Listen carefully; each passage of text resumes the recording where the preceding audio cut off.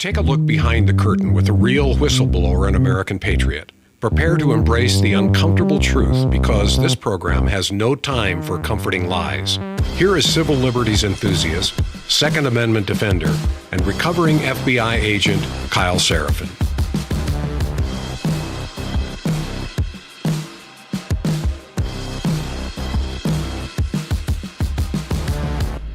Well, hello, my friends, and welcome to the Kyle Seraphin Show. Today is Tuesday. It is February the 3rd, and I appreciate you being along for our little podcast that we do here with 17-plus listeners.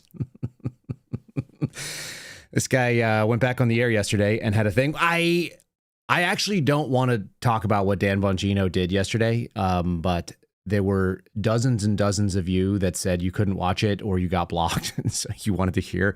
So I've got some clips. I also didn't watch it. I honestly couldn't care less. But there are some funny little owns when you start listening to people that you've been listening to for a while. And why would that be? So there was a guy that used to talk. He did that for a living. Then there was a guy that got out there and was supposed to be in charge of the FBI. And he didn't do that very well. And he didn't do that very long. In fact, he didn't even make it off his own probationary period. You guys don't know. The senior executive service in the federal government, you get a 1-year probation when you get assigned to a new post. And homie didn't even make it through the end of that. So there are many things that last longer than Dan Bongino's stay at the FBI, to include probably some food that was left in the refrigerator at the Hoover building that somebody wasn't paying attention to. Maybe a tuna sandwich that wasn't very interesting and it just got left behind. It's still there, even though it got there before Dan did. But we are going to play some of his funny stuff, only because I think there's funny little self-owns in everything you say. When you're a talker and not a doer, you say fun things like, you never expected me to come back, even though you've been claiming that everybody knew you were going to come back and you were only going to be there for a year, even if a year was only 9.5 months or whatever it is. We'll just round up to make things good. Again, very interesting. People who end up at the FBI feel very comfortable fudging things like numbers. We talked about that yesterday, so we'll talk about that a little bit more today. I want to talk about Civil War 2.0. It's being covered over on Zero Hedge. I want to talk about the concept of a house divided. And this is the bigger problem. This return of a podcast host is actually, it's just sort of symptomatic of the bigger Donald Trump administration issue.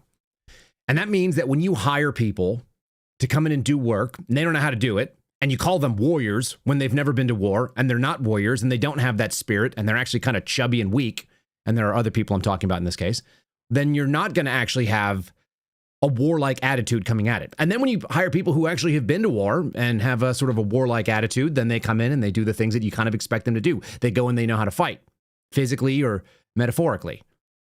So we've got this house divided. The biggest problem is that nobody ever came in and claimed the government. We talked about it maybe a year ago, probably about a year ago right now, before Kash Patel took over the FBI, which was a microcosm for the bigger problem in government, also known as weaponized government. Weaponized government is government that serves itself. It's government that doesn't care about the thing that it is meant to do, which is serve you. If we can agree that a weaponized government looks out for its own interests, and I believe that it does, and you put people in charge that don't ever take back that weaponized government away from the people that were running it, and they continue to serve themselves, they just do so under a new banner, you have a house divided. You have people that are interested in their own interests, that are trying to maintain their own paycheck and their pension, and all the things that I called out as being problematic under the last administration, they continue, because a house divided, you can't serve two masters, and you cannot have two people pitted against each other. What we have is an administration that walked in there with certain priorities, mediocre though they are, it turns out. And putting a bunch of boomers in that were on Fox News and work from New York is not the win that it was ever going to be, because they didn't come in with the right understanding that you have to do one of two things if you want to reclaim anything. And Machiavelli talked about this 500 plus years ago. I did a nice breakdown with Joe Oldman yesterday on his podcast. 500 years ago, it was pretty well established that if you want to uproot a current system of government and you want to turn and pivot to new priorities of a new administration, you have two ways of going about it. You can exile these people, and that means you send them away. In the case of the federal government, it means that they maybe still work for the government, but they don't get to work in the place where there's power. So you work for the USDA, and you get to hang out in Washington, D.C., and that's where you make decisions? No. From now on, you work out of Guam. You work out of Puerto Rico. You're going to work out of our satellite office in somewhere in Australia. You're going to go to the embassy there and not bother us. That's the exile version. The alternative is execution. They're the two E's. Exile or execution are the only ways that you claim back a hostile government. And an execution in this case could be just termination of their job. And I'm not saying you have to execute them, although there might be some people who deserve that. I just don't know how it's going to work out. It's quite interesting because we're also going to see a couple of stories. CNN's covering it. New York Times is covering it, discussing the nationalization of elections, which Donald Trump has announced. And I don't know how that happens. And I've got some real problems because when I ask people about mechanics, like the idea of big thoughts are fine. When you get to the nuts and bolts, you have to have people that understand how mechanics work. And what are you going to do? You're going to have some PFC from the Army, a guy that wants to marry the first girl that holds hands with him, even though she's already sleeping with his buddy because he went on TDY. I only say that because I dealt with guys that were in the Army, that were PFCs, that were 17, 18 years old, made terrible decisions. You're going to have those people go and secure the election somehow? I don't know how it happens. So the mechanics of that concern me. A normal person should look at the same problems the founding fathers saw and say, I don't think that a strong, super powerful federal government has ever been the answer. My answer has always been you have to divest to the states and then maybe divest to the counties. And we should actually be looking to the people in our city councils, in our governor's office, and our state houses. How many of you know all the people that are involved in representing you at the state level? I know that I don't. I focus on national politics because that's where the power is, but it shouldn't be. Not in a republic that is named the United States of America. We're not the federal states of Washington, D.C., even though we pretend like we are. So that's where I'm going to go with today's program.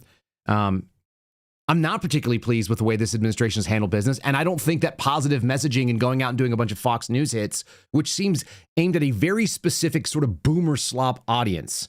And if you're a boomer, that doesn't mean it's you. It just means that there are some of your friends, some of your colleagues, and some people that are the same age as you that really just want to lap up the garbage that is being slopped into their trough. And they look at it uncritically, as we talked about yesterday. They are 100% willing to have their opinions handed to them, and then they go defend it based on the parasocial relationships with people that have never met them, do not care about them, and in all likelihood would take all their money. We'll do another show about gold another time soon because I've had another request to do a gold sponsor, and they're willing to pay really good money. And they all want to take you for everything you're worth. And the Fox News types and the big Conservative Inc. podcast, they all have a gold sponsor. And all those people are 100% invested in just thieving the ever-loving shit out of your life savings when they do these gold IRAs and stuff like that. So that's for another time. We'll have Dale on. Maybe we'll have Andy Scheckman back on to talk about it because it's not stopped, even though we've talked about it before. Our voice is just not loud enough to save all your neighbors and friends from losing their life savings. So anyway, we'll do all that. Let's start off with something that could actually save your life.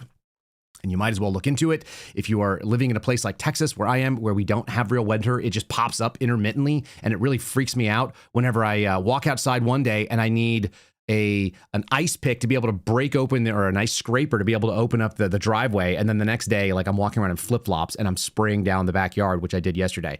Okay, we're a few weeks into fake winter here in Texas. It's maybe already over, or maybe we'll get another one. If you guys are worried about this sort of intermittent change and you don't generally prepare and you don't have like cut firewood and a big pot-bellied stove in your house, maybe you want an option to be able to keep you alive if something were to go crazy and you were to lose power. I got buddies that are up in North Texas that are still dealing with this stuff where it's been intermittent.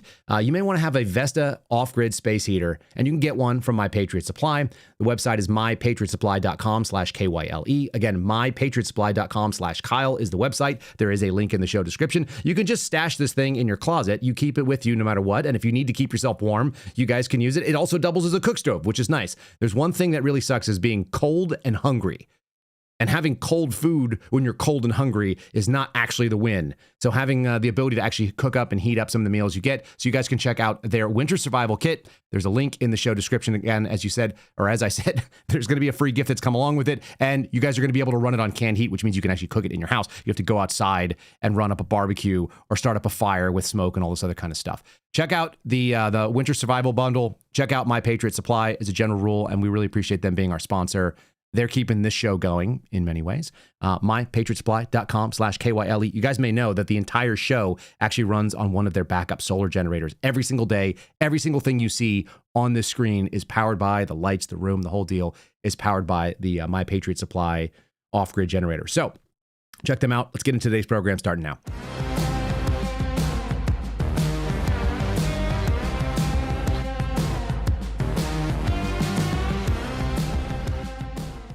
All right. So as briefly mentioned, yesterday we started off with a little discussion about why things happen. And that's not always the most transparent thing that could be. You think that one thing is the reason, then you find out maybe there's another reason. This is something we led with. Actually, did we lead with this or did we lead with yesterday? Okay, so yesterday we talked about Rumble stock.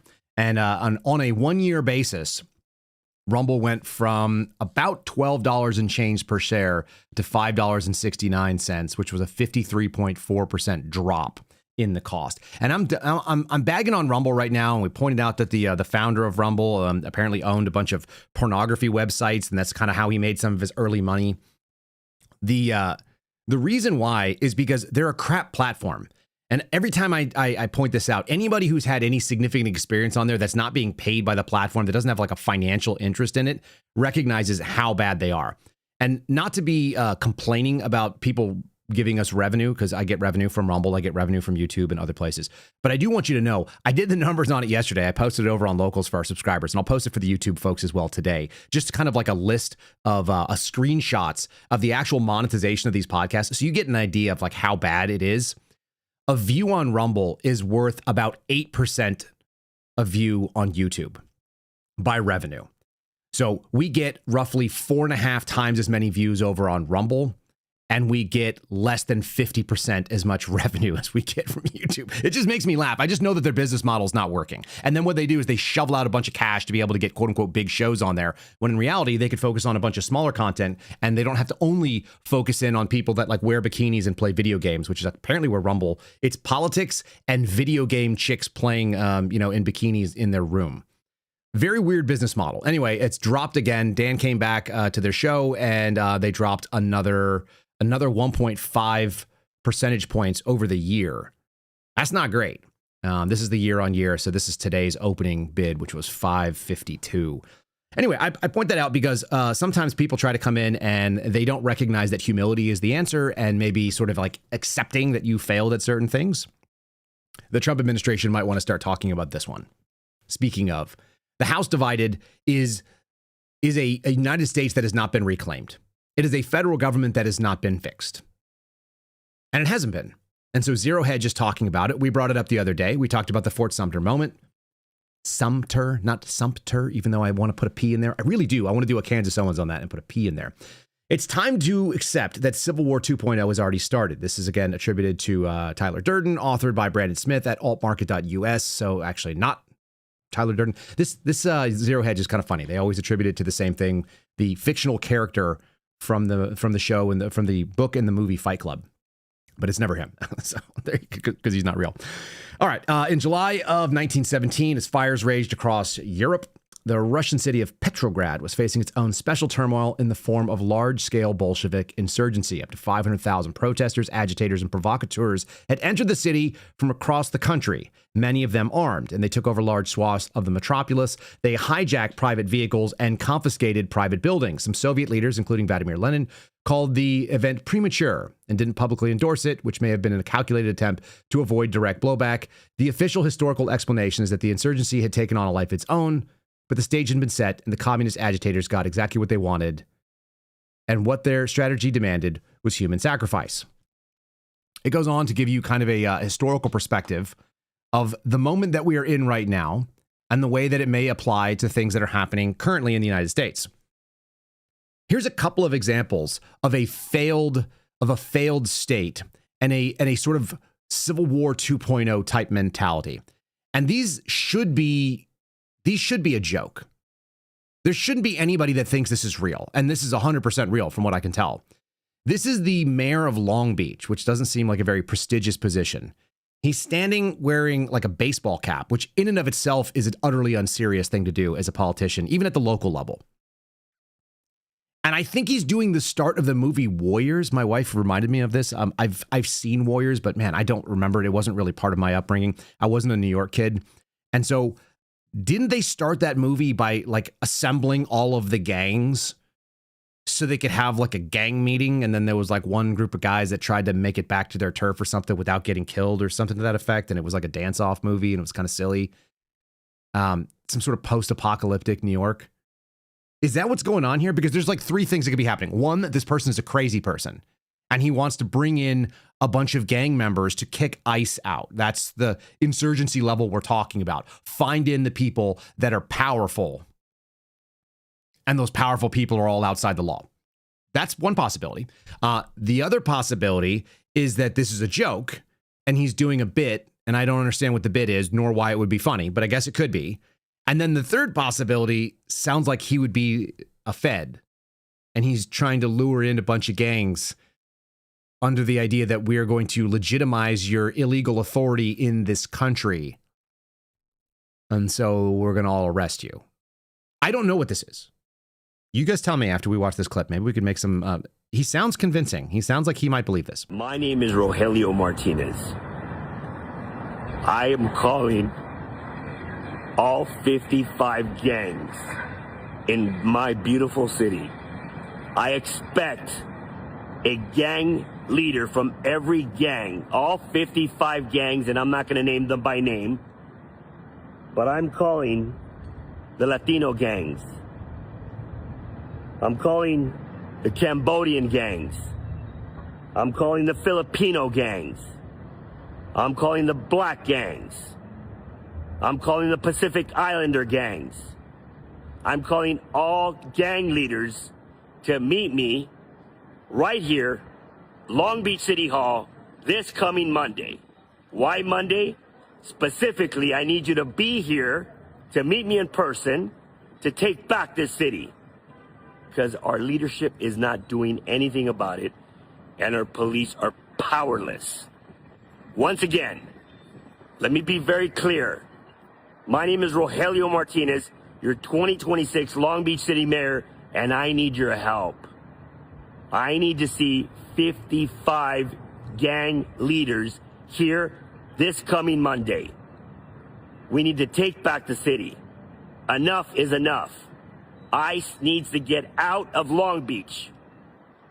And this is the only way that I know how to get them out. Like, is that a real thing? This is the intro to Warriors. You guys remember that? They wore like the leather jackets because that's what gang members look like. They were a multiracial gang, so that was pretty cool. They were like racially cool. 1979, New York City. It doesn't look like a very nice place to live.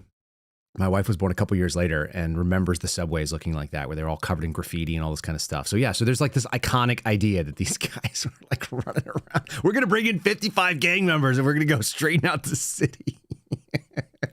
Seriously, is that a Fed ploy? What is that? Maybe you guys know. Give me a comment about it if you understand what's happening there, if that's real. Did they even show up? Did he hold like a forum? Did they allow them in? Did they kick us out? Is that happening? Here's a little sort of like less retarded as far as the Fed trolling version of it, but this is an equally silly moment. This is happening in Minneapolis. This is the difference between, by the way, what Don Lemon did, that's sort of like embedded in, and we're part of an operation and we're going to keep this secret. We're going to be part of the conspiracy as we come in and take over a church, versus a guy who is clearly an advocate. This guy is an advocate, but he's advocating something that you can kind of get away with as long as you couch it like you are an actual journalist. This is the line. Don Lemon doesn't know that because Don Lemon doesn't seem that bright from what I can tell. Don Lemon was arrested for his violations of going into a church, which we didn't cover yesterday. And at the end of the day, I'm not even sure it's even that exciting. I don't know if it's going to go anywhere. But this is a quote unquote ICE out operation where they are demanding and blocking people from driving if you have the wrong license plates. I really kind of want to be up in Minnesota right now. I don't really want to be there, but I do want to drive through stuff like this and just keep slowly rolling over the top of their pallets and whatever with my truck. We are currently in the south side of Minneapolis, so I want to show you a new form of resistance against ICE, another ICE out method that's growing and developing. These are these road blockades. This is at least the fourth one in just a 1 mile radius I've seen. I talked to one of the demonstrators here, and they said it's about more than resistance. It's about bonding with your neighbors. They also have flyers they're issuing out that they call for 10, 100, and 1,000 blockades, saying this is really a response to ICE's rapid grab-and-go methods, where they're trying to move as quickly as they can through city streets. Stay with KARE 11 for the latest information. Okay, so KARE 11 is doing the line of journalism. They're right on the edge. They're advocating, they're giving positive coverage. There's nothing negative like, hey, all these a-holes are breaking the law and every single one of them should be probably rounded up. That would be the other side of advocacy, right? It's obvious that they are blocking and impeding traffic flow. They're in violation of city and state ordinances. So you could stop this if you were a governor and you were so inclined, but they don't want to. So that's the advocacy. It's a positive thing. It's an ice out method. We're just the facts. Stay with us. We're Care 11. Fine. Got it. Okay. Doesn't look that cold, actually, based on the way that guy's dressed. Maybe he's just tougher than I am. So that goes to this idea that there is a massive differential in the way that people are dealing with federal quote unquote occupation. And this is where the Civil War comes down right now. This is what it's come down to. Some people recognize that there are legitimate functions of our federal government and other people do not. And NPR covers them like this. As some states try to show ICE the door, others put out the welcome mat. Yeah, that's pretty much what it is. Some people do the thing that you'd expect, which is that if somebody is a criminal illegal alien that has violated state law, but also has a detainer that's been placed by our immigration enforcement people, then they go ahead and hand that people over to the federal government and say, yes, we're done with them now, whatever our justice process is. We have released them on their own recognizance, or we have, they finished out a prison sentence, and now you can have them. We're going to hand them up the chain or down the chain, whatever you believe is supposed to be the case. I would like the federal government to be down chain, but tends to be up chain for money. And then the alternative is that we're going to hide them.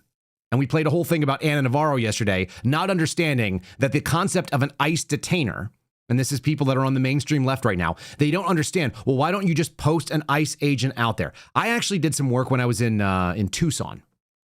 This goes back to, 2011, I think, or 2011 or 2012. And I was running paramedic rotations to catch up on how to be a better paramedic. So we ran around with the fire department and we did a bunch of rotations through the hospital. And Tucson, even though it's not a border town, has a very border feel to it in the certain hospitals, because you're going to get people that fall off the wall, which did exist back then at some form. They'd fall off the wall and then they would have a broken leg, broken femur. They'd hang out in the desert. They would try to walk from wherever the hell they came in, Nogales or something. They'd be wandering through the desert, get picked up by Border Patrol. They'd be on the edge of death. And because we are not a disgusting and third world nation, we didn't just put these people that couldn't take care of themselves and maybe broken or on the edge of death, and we didn't just trebuchet them back into Mexico, which would be an interesting thing to do, by the way. Not very compassionate, probably not very Christian, but interesting. It would be effective if you just threw people over the wall back where they came from, because that's how they came over. What we found out is that a lot of people down there had a great idea on how to get over the wall, but not once they got to the top. They got to the top of the wall on the Mexico side, and then they just bailed into America and broke both their femurs. So they'd end up in the hospital, and Border Patrol would have been the apprehending party, and they would bring them into the hospital. If they had long-term issues, that they were going to be there for more than a few hours, then Border Patrol would just leave them. And then we would just discharge them out onto the street. Because you can't tie up these people. You have a very limited plan, a limited number of people that do that work. And so they've got to constantly be in motion if they're going to be effective. So that's what they did. They would just leave people, and then they would just catch them another time. Or in hopes that they would go, oh, well, I have now a freaking $50,000 hospital bill and I can't pay it. So what do? I'm going to turn myself in and then I'm going to go away. And that's not what happened. And then we saw that, like I said, that was 2012. That was under Obama. And as things got worse and worse during the Biden administration, during even the Trump 1.0 version of it, we had more and more people come into this country, but we've always taken these people on, and you always have limited resources when it comes to putting them away. You just can't keep track of all of them. Some states are showing the welcome mat. And that's kind of what it looks like. All right. The death of Renee, I didn't know her middle name was Macklin. I thought it was something else. Renee Macklin Good and Alex Pretty have shaken the conversation about how the state should respond to immigration crackdowns across the country. Democratic leaders have vowed to hold federal immigration and customs enforcement officers accountable. I don't know why. I will play the meme again. Here's the meme. ICE enforces laws that were passed by, who is it? Oh, yeah, including Democrats in Congress. Members of Congress passed all this stuff. Whatever. All right. After an ICE surge in Chicago last year, state leaders established the the Illinois Accountability Commission to collect evidence from citizens about ICE's actions, including agency's leadership, and how to make accountability recommendations for everyone. Things that they don't really have. These people take money from the federal government at the same time they also want to bitch about it. Isn't that silly? To me, it's very silly, because at the end of the day, it's not actually all that difficult to fathom what should be done. We should be moving further away. We should have the states handle a lot of business, but there are some things that are obviously going to be a federal issue. I don't know why this has become contentious outside of the context of what Zero Hedge is talking about. That they're talking about a theater and revolution theater, and that the leaders are saying, well, we don't want to do all these crazy things. It's premature, and they don't want to endorse it. They don't want the direct blowback of saying, we're really looking for a physical revolution here. I think that there's both sides now are starting to warm up to that idea. And people started that 5 years ago, and we watched the summer of love that happened after George Floyd, and this idea that Breonna Taylor was somehow, she had her civil liberties violated when these guys were actually firing into a house where they were being shot at. There's all these narratives that got marched out that were false. It doesn't matter how far back you go. And the encouraging of violence from one side, overwhelmingly, until it got to the point where people were like, hey, by the way, you're now threatening my suburban home. I left the Washington, D.C. area. I left Fairfax County in a very, very safe place that looked not safe when I left. Virginia's not looking very safe today, right? But in Fairfax County where I lived, it was idyllic. There were, there were dogwoods that bloomed. There were trees that popped out with flowers everywhere. It was green. There were kids of every different color and creed that were going in, getting on the school bus and going places and getting taught about gender ideology or something crazy. But it was really pretty, and it was peaceful. It was tranquil. It was a pastoral vision of what you'd expect like New England living to look like. And then we saw 2020 where there were a bunch of a-holes that were walking around down the parkway, and they were just a few feet away from where my house was. And I'm like, I'm going to end up in an L-shaped ambush against these people. We're going to have to try to defend our freaking cul-de-sac. I got to get the hell out of here. I don't want to be here. And as more and more people started becoming aware of that, I think more people on the right are also like, why are we letting these jerks define what it is to live in an urban American area? Why do we let them shut down the streets and ask to see papers? Why do we have fake autonomous zones that are like claiming that they are outside the control of the state government when clearly the state government has allowed this thing to go on? And so it's sort of like with the wink and the nod of the state governments. I think people saw a lot of really nice places to live with really nice people. I'm sure Minnesota has lovely people. My grandmother's from there.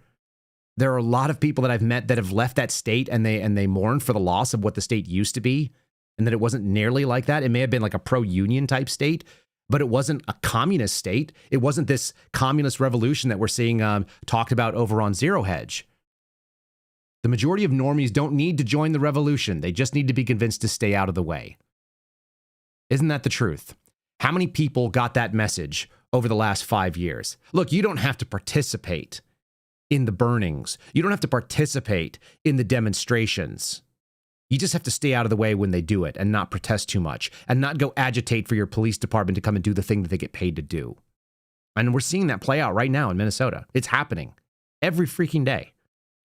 The state government could stop this immediately by simply enforcing the nuisance laws, the traffic laws, the non-obstructive laws for right-of-way when it comes to highways and cities. But they've convinced regular people that it is against their interest to go out there, that there's enough of a groundswell of people that want this, that it has to continue on. And I think the federal government is a lot like that too. Yesterday, I had a long discussion with my buddy Joe Altman, and we were talking about whether or not there's enough density to achieve the mission set that the MAGA crowd was hoping they would get out of government. And the answer, I think, is no. It's not even close. This is the House divided. You walked into a government that was hostile to your intentions. And rather than uproot and get rid of all those people, you went soft and you just changed leadership. And you have people messaging things that are utterly inaccurate. One of the guys that was supposed to go in and do this was like the so-called fighter of the deep state. This was a guy that they feared because he was a warrior, was a guy named Ed Martin. And Ed Martin is an attorney who's overweight, whose major accomplishment, as far as I can tell, he's supposed to be in charge of pardons, but we've got Joe Biggs out there with not a pardon. So his life is still screwed. We've got guys like Stuart Rhodes, not a pardon. They got commuted from their sentence, so they're not in jail, but now they're not even recognized for the things they actually did in their lives. So Eagle Ed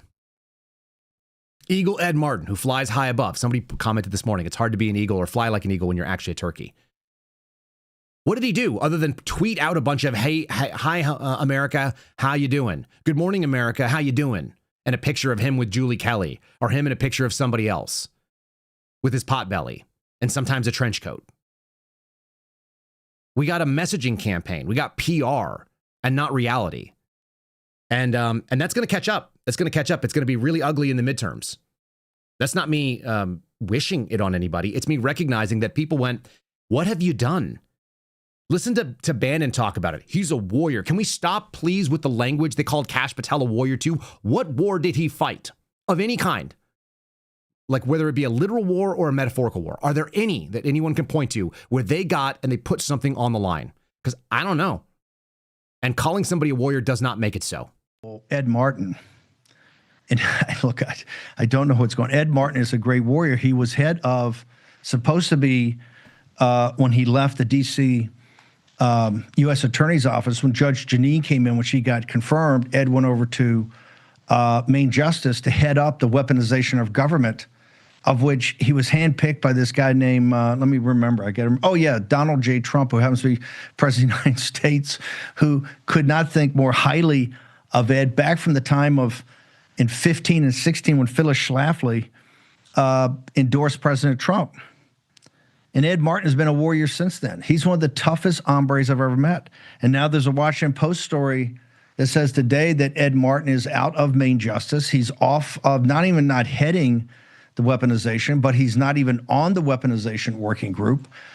I don't know how that happened. And he's now doing pardons full time at the pardon. And there's this discussion he may go over to the White House in a senior position. I'd rather have him in Main Justice on weaponization. I think it's good for the country. This guy's a total warrior. If not, please, we got to keep him in the White House in a senior position. Ed Martin, the reason they're after the people like Ed Martin is because Ed Martin is a fighter. Total fighter. Total fighter. Here's his Twitter feed. It's a picture of him standing chubbily with some chubby hands next to someone named Brendan Sullivan. Cool. Scroll down the feed. We'll see. Oh, there's another one. There's another selfie there, and he's hanging out with Leo Terrell. Cool. That's great to be there. So happy. We just keep scanning down. We'll just find more selfies of him just standing and talking to people. What did they accomplish with this stuff? Oh, there he is. There he is with Lou Holtz. Amazing. Great. So good. What makes that a warrior? Hanging out and taking selfies on Twitter? Is that what warriors do? Is that the nature of war? Oh, look, the other day. Good morning, America. How are you? Here's Ed Martin's official DOJ account.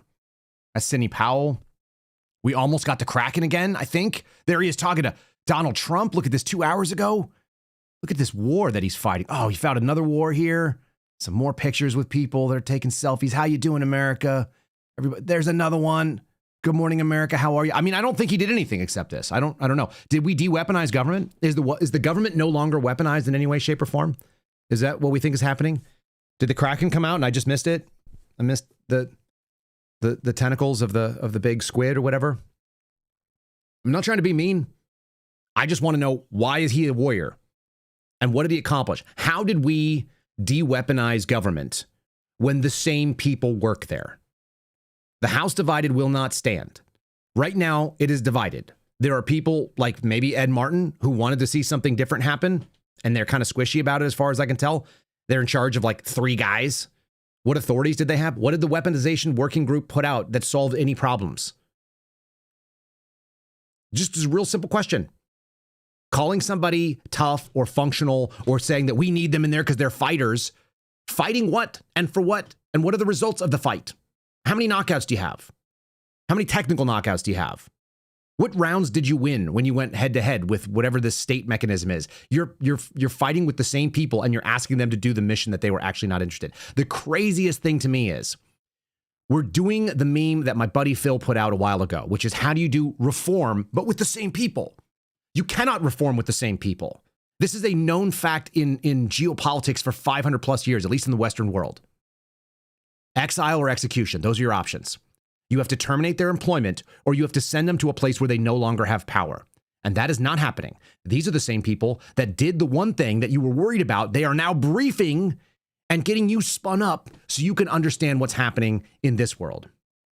Alex Jones also covered it. I assume when Alex Jones says his sources are talking about Ed Martin, is that his source is actually Ed Martin. But I do like hearing Alex talk about it too. So here we go. It was reported this morning that Ed Martin, leading up Trump's government weaponization against the American People Task Force, was completely out at DOJ. Well, my sources confirmed earlier today that he's not out at DOJ, but that he's been removed from the task force. But it is not a good thing that he was pushed out of there by Todd Blanche and others, who basically have been blocking and sitting on top of everything he's been trying to do, and many others. So, again, the people of America forced the Epstein files out, and that's a great thing. And it proves and vindicates everything we've been saying, just pure evil. Human trafficking of children, sex slavery, the occult, money laundering, intelligence agencies, Epstein saying that, they're at war with Gentiles. I mean, just horrible stuff. And we need this spotlighted so we can, expose all these different mafias and things and bring Americans together of all types. And I want to believe in Trump, and I'm glad he's in there compared to the Democrats. But that said, Martin's been very faithful, very smart, very good, and we need to see more people like him in there. They have brought in the former Attorney General of Missouri, who's hardcore, and of course he got stuff going with Tulsi Gabbard and the raid in Georgia with all the fraud in the election 2020 there. Maybe so. Maybe Andrew Bailey's out there kicking ass behind the scenes. Luckily, we don't hear from him. Actually, that's the best thing that I can find. That's literally the nicest thing I can say about the FBI deputy director right now, that Andrew Bailey has no social media and is theoretically doing the job, although I don't know what it is. I'm actually fine with that. If I don't hear about it, I'm good to go. If I see a bunch of selfies and a bunch of explanations on X, I think you're probably failing. That's you doing PR instead of you doing the job. Showing up and taking a picture with a trench coat. That just ain't it. Remember, he was the acting attorney for the United States Attorney's Office in D.C., and then they put in someone called Janine Pirro, who was a Fox host. So she's currently holding that job, and I've got something from that too, because this is how we win. I think what we do is we just say boomer New York slop on Fox News and let people know that you sound tough. You're hard on crime.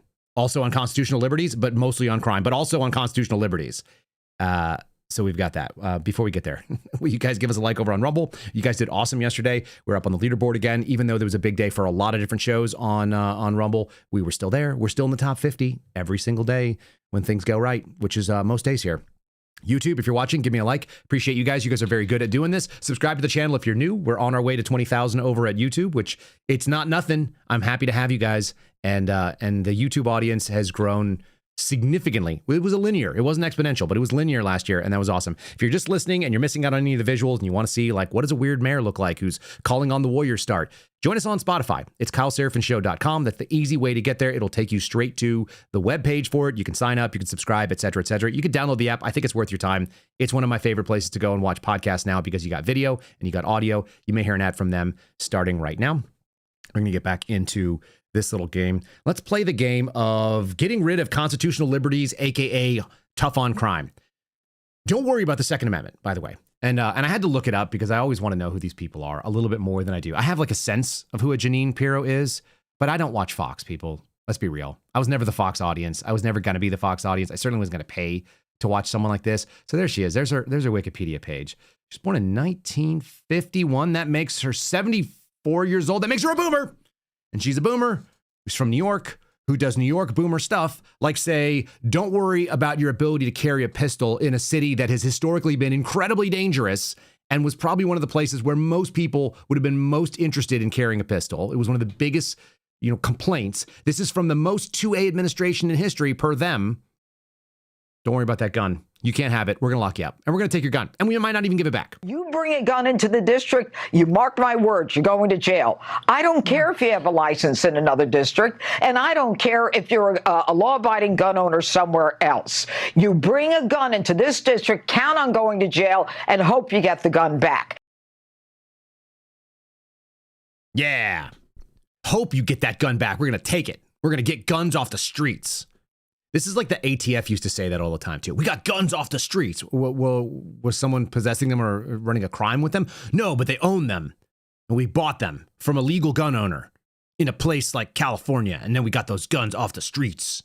And you're like, you got the guns that you overpaid for a firearm using federal dollars? Like, can I get that job? Can I also buy guns with federal dollars. Can I keep them when I'm done? I'll keep them off the streets. I'll put them in my safe. That'd be fine. I like collecting up guns, having a bunch of them. That'd be great. What is she talking about? If there is one place in America that should be ruled by the Constitution and it's the closest to the institutions of power, wouldn't you think that'd be Washington, D.C.? Wouldn't you think that the Second Amendment doesn't need any caveats? It doesn't need any additional explanation there? I carried a gun in D.C. and I was always happy I did. I used to do a joke, and I'll just tell you guys this because it's kind of funny to me. You ever seen the Glock mags that are 33 rounds? They call them like the happy sticks or the Glock sticks. So it's a 33 round stack of 9mm. And I used to wear a double holster or a double magazine pouch on my belt. And as a joke, I would put two 33 round sticks. So they would stick up all the way up to my armpits. They're like these super tall, ridiculous things. If you snap them into a Glock handgun, they look ridiculous. They stick down. It's what the guys with the Glock switches and the machine guns do. And I used to do that. And there's this concept in the two-way world and the shooting world of a New York reload. So I guess we're going to do another reference to the Warriors because this is like a 1970s New York thing. Back in the day, if you had a revolver and you only had 6 rounds in the revolver, like you see over my shoulder here, and there's a classic early 1980s Smith & Wesson revolver, combat revolver, whatever. You might have 6 rounds in there. And in a really aggressive gunfight, you bang, bang, bang, bang, bang, bang, bang. You're done with all your shots. You could drop your revolver and draw another revolver with a short barrel maybe, and that was called the New York reload. The New York reload was dropping the gun that was empty and picking up another gun. Interestingly enough, just kind of as a funny little moment too, in this other aside, is that Dan Bongino once told me he carried 3 guns in his gun bag or in his gym bag for some reason. No further information why, even in the era of modern reloads where you can just put in a magazine. Not a gun guy. But the New York reload is a thing. Drop your gun, grab another gun. There you have it. The 33 round Glock magazine I used to refer to as the DC reload because whenever you dealt with problems in DC, it was always like young gangs of roving black men that were doing, mischievous violence or running around on dirt bikes and beating the crap out of some random dude or whatever. And you were never going to just have like 1 target or 3 targets, which maybe you train for with your standard magazine. You'd have like 20 or 35 and they would invade the whole street. So the DC reload was like, I might need 33 rounds in the gun with an additional 33 rounds to back it up. It was a joke, but DC is not a safe city and it's not a good city. And it should be a place where the Constitution makes simple sense, where you just go, yeah, it shan't be infringed. We're the closest to power. Good thing we've got Janine Pirro doing that. So that helps me. It's almost like Donald Trump puts people in that he doesn't understand what their positions are and that their positions are not actually the thing that the people that voted for him wanted. Am I wrong about that? Again, the House divided. What is the mindset? We're going to come in, we're going to be the most two-way friendly. We're going to be the most pro-life. We're going to be the most conservative. We're going to be the most get rid of the IRS. Like I read you Agenda 47 the other day. It was the list of promises that were made during the campaign. Donald Trump said, this is what we're going to accomplish. He's got like a C- at best on those things. And yeah, it's 1 year in, but you think you can do a hostile takeover and do it slowly and gently and make sure that everybody's on board and maybe have some like focus group meetings and see how it's going for you? No, you have to come in with like freaking blood on the floor. And that's what we advocated in the agency that I used to work for, and that should be the case in the government in general. There's a lot of jobs that should just be straight up eliminated.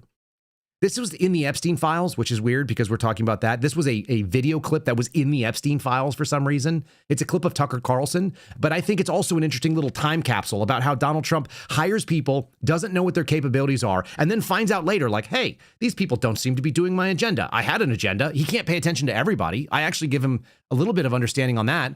But who at the end of the day is responsible for the hiring decisions but the president who puts the person in the job? The failure eventually goes up to the top. They always say that shit rolls downhill, and that's true. But when you start looking for somebody who actually did it wrong, at some point, you've got to figure out where the buck stops, and the buck should stop with the person who's a quote-unquote leader. Here's Tucker Carlson talking about John Bolton and his mustache, which they arrested that guy. That's how far they've come from that. He was originally part of the first administration. Trying to figure out the scam that is neoconservatism. One news account this week explained that President Trump has begun to wonder about his national security advisor, John Bolton. Bolton, you'll remember, led the cheering for the Iraq invasion in 2003. He supported the overthrow of Gaddafi in Libya a couple years later. He pushed for preemptive strikes on Iran and North Korea. He called Russia's actions in the United States in 2016 an act of war. He agreed with Bill Kristol on that. He's advocated for regime change in Venezuela, Cuba, Nicaragua. Trump, of course, ran against all of that. Apparently, the president has told people around him this week that John Bolton wants to get him, quote, into a war. Now, we're not in the habit of fact-checking other people's news stories, but in this case, we can confirm that conclusively. Yep. Yeah. Oh, wait, John Bolton, the chicken hawk, wanted to get into a war and then kept wanting us to get into a war and has been pushing for a war ever since he was able to speak. Yeah, that's what the neocons are. Yesterday, when I was talking to my buddy Joe, I continue to point out that there is no political right wing in this country. And if you guys are being honest, you know that too. There is no political right. You might be the political right, and I am the political right, but there's no party that represents the political right. The political right wants to get rid of pieces of government. It wants to shut them down. It wants them to go away. It would like less of all of this. It would be, don't touch me as much. Please give me more of an anti-federalist lean. Devolve powers to the states. We don't have that. We have 90s Democrats. The idea that we're going to be tough on crime and you can have a gun as long as we say so, that's a 90s Democrat thing. Donald Trump said otherwise when he was on the campaign trail. We're going to do concealed carry. We're going to reciprocal carry all the way across the country, including places where you don't need a permit, which would mean theoretically my Texas driver's license said that I can carry a gun everywhere. Shouldn't that be the case? I think so. I've read the Constitution. Maybe you have too. That's a big deal for me. Because if you have national concealed carry, which was something they actually put out there during the campaign, and you got all the gun people behind it, and we were all on board. Like, imagine that happens. Do you have a dude asking for all the gang members to gather in Long Beach? Do you have people that are stopping traffic in the middle of Minnesota and Minneapolis? Does that happen? If everybody there could be like a gun-toting mom? I don't think so. It solves a lot of problems. An armed society does tend to be a polite society on purpose, because the possibility is the consequences of interaction can go a lot higher. I used to carry, I'm going to say it anyway. I used to carry when I was in California before I joined the military. I didn't even know about gun permits because I just read the Constitution and I literally was ignorant of it. I was like, I don't know. I'm just going to carry a gun because I own it and I might need it. I had an AR-15 in the back of my Toyota Camry or whatever it was. Corolla. I think it was a Corolla. I used to drive around with an AR in the back of the thing. I would drive through parts of Los Angeles. I'd go through the valley. I'd go through South Central. And it was like, if I got into a fight with somebody over a parking spot and it got physical and gross, like it could get really, really ugly there. So it was like, well, you could have the parking spot. It's not that big a deal. I find that carrying a weapon actually de-escalates most conflicts with me because it's not worth me getting into a potentially fatal involvement with somebody over stuff that doesn't matter. That's your shopping cart. Knock yourself out. Oh, you want to take the milk and the cheese and the eggs that I already stacked in there? Whatever, dude. I'll go get another one. I'll curse your name and think that you're a dummy, but I'm not going to fight you in the HEB because I'm not trying to have a drawdown on you, even if I think I'm faster, which I probably am. We're just not like I've turned the volume down on conflict because I'm armed and the consequences are very high. I would like to see that. I'd like to see that in America. I think everybody benefits from that. I don't think there's more crime. I think the numbers have actually proven that out. I'm concerned when you have people in your government that are doing the opposite of what you said you were going to do. I am also concerned when your government is slowly and mediocrely bringing about like this change. And like, again, I said the whole point was meant to be that we were going to de-weaponize government. That's why we brought up Ed Martin, that we were going to have a complete sea change in the way that government was dealing with the citizens. I thought it was going to go back and serve us. That's kind of what they said. Make America great again would mean make America constitutional, which means beholden to the Constitution and therefore the people. There's no political right in this country. The left are marching towards communism. They are marching in the same way the Bolsheviks did in the early 1917. Ugly. They're convincing people on the center left to just stay out of it and let them do their thing. The people on the right, what are they? They're neocons or they're 90s liberals. They're not my enemy. 90s liberals are not my enemy. Like, we can have a debate about whether or not there should be abortion, whether it should be safe, legal, and rare, or banned. I can have that in good faith with people, because if they think it should be safe, legal, and rare, they're already telling us like what's important, that it's bad. So we can have that discussion, and we used to. And then you want people that want to have abortion up until the point of birth. It's frustrating. You can't slowly walk back government. You have to aggressively prune it, maybe more than you need. By the way, Fox was having this on. CNN was having panels talking about this very, very early on. Right? Kevin Leary, the Shark Tank guy, major money guy, what did he say? You got to prune back 20% more than you think you need. You can hire people back if you need to. That was the whole purpose behind Doge. This story is a crying story of a black woman who lost her job that was a DEI hire. She looks ridiculous, by the way, so just endure this with me. The craziest thing is when you remove DEI policies, you actually go back to something that makes sense. I've got a really, really interesting story about university enrollment when DEI policies removed because of a Supreme Court decision in 2023. And then I'm going to make a broader statement about government jobs with this woman. So first of all, let's watch her as a microcosm, and then I'm going to extrapolate a little bit bigger about what government looks like in reality.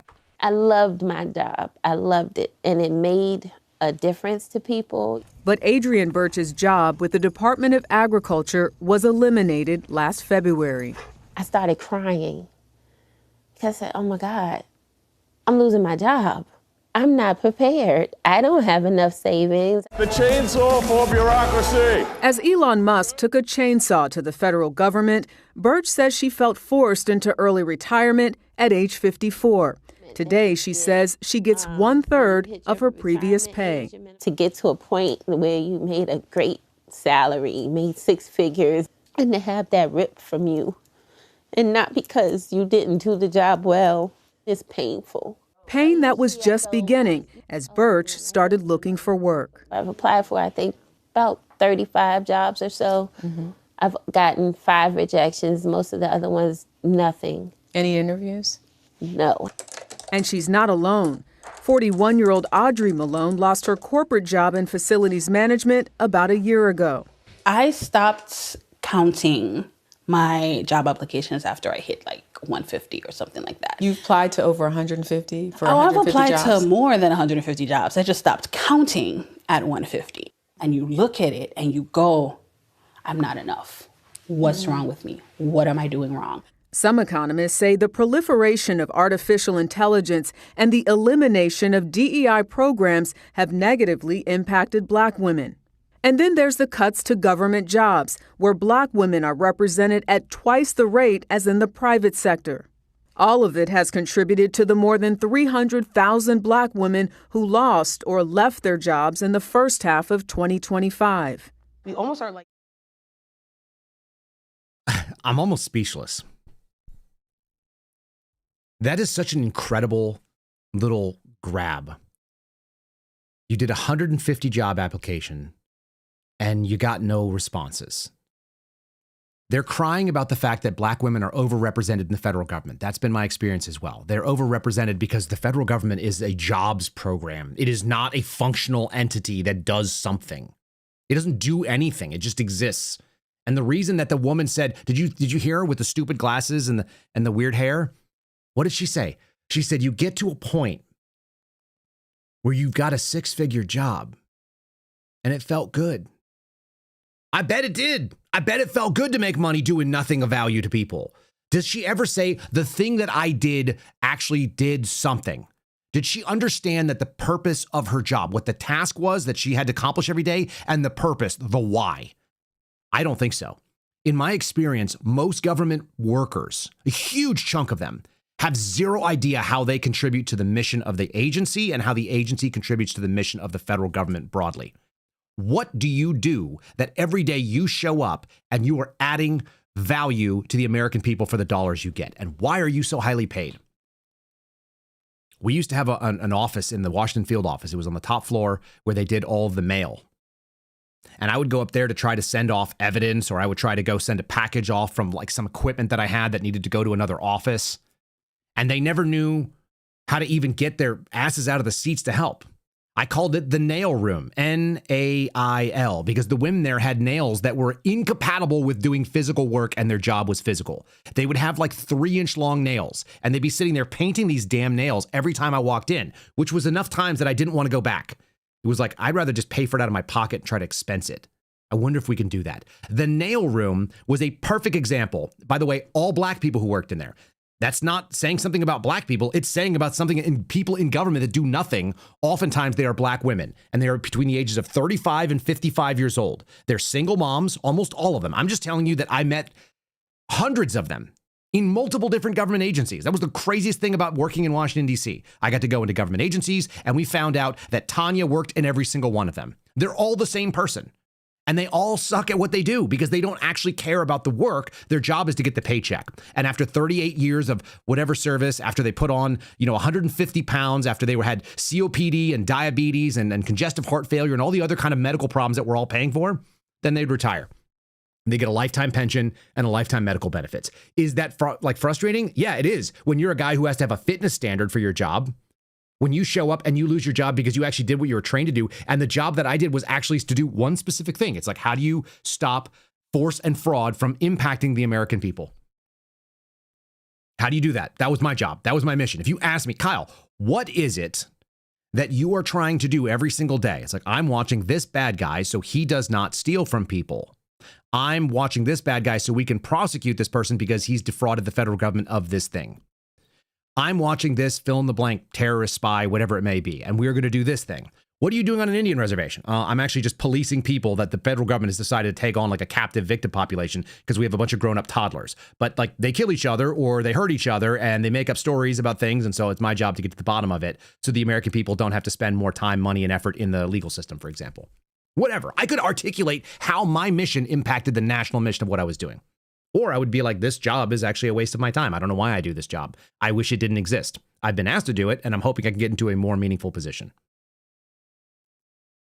The nail room is the great example. Those women were all nail room employees. Some of them apparently making 6 figures. Did any of them discuss like their features or their capabilities? No. This story is absolutely fascinating to me. And it comes from, and I think they're actually framing it in the opposite way. This comes from the New York Times.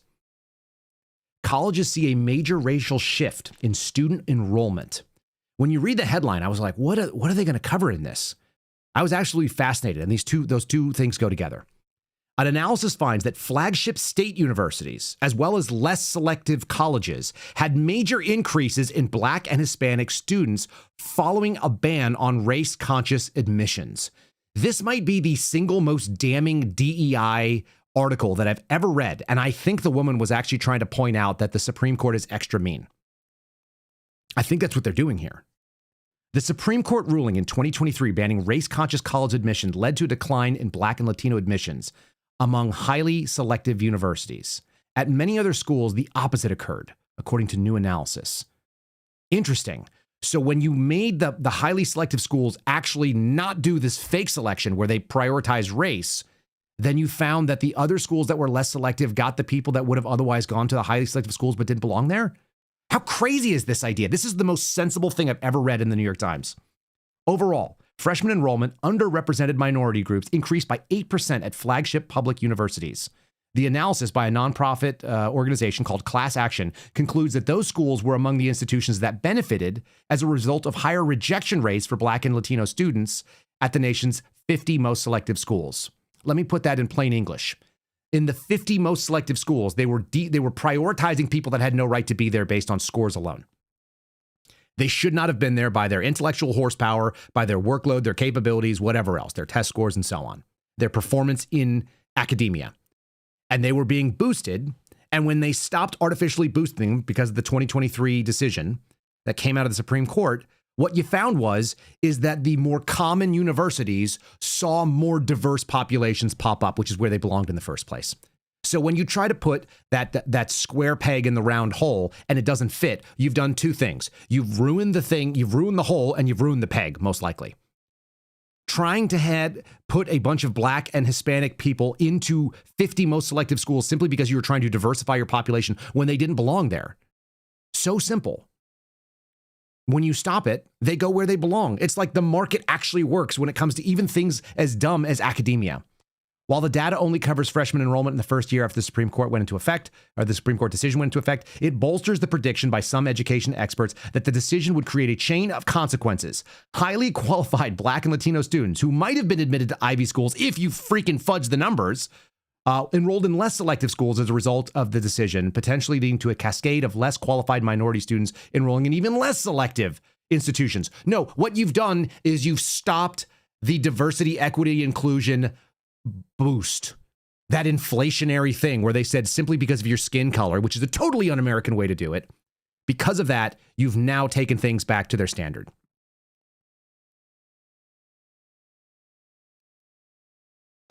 I'm flabbergasted that they wrote this and thought that this was somehow going to be, it's against the Supreme Court decision. And yet it actually says the most fair thing I've ever heard.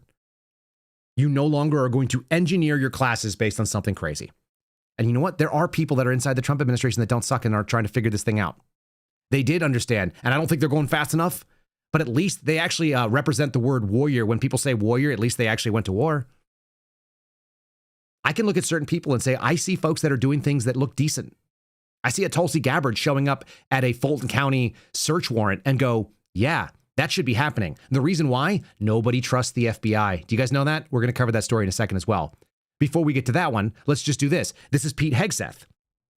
He was giving a speech talking about the fact that we needed to abolish dudes in dresses and a bunch of other nonsense. We don't need to fluff up and pretend that things are real when they are not. We don't need a nail room. We didn't need them. Those employees could have all gone away and I would have done my own. If you just put the boxes in a thing that was marked FedEx, I'll even stock the boxes when they come back in from the FedEx guy. Drop them down in the front lobby and I'll put them away. I don't mind. I got paid good money. We didn't need someone to sit there and paint their nails and just not know where the boxes were in the first place. Pete Hegseth seems to get it. Can he move fast enough at a huge behemoth like the Pentagon? Probably not. But it beats the hell out of like Ed Martin posting selfies.